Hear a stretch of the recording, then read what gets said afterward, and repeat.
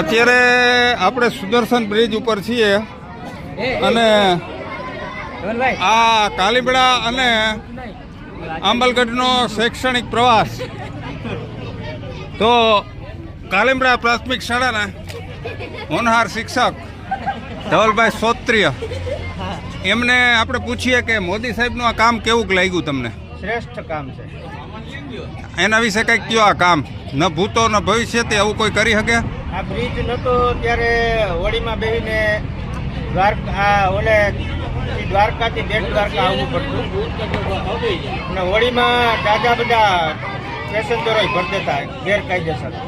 Bridge બનવાથી એ પ્રશ્ન મોટો સોલ્વ થઈ અને ટુરિઝમનો વિકાસ મળ્યો.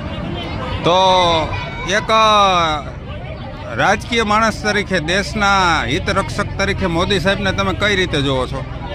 સારી રીતે જ જોઈએ છીએ મોદી સાહેબ.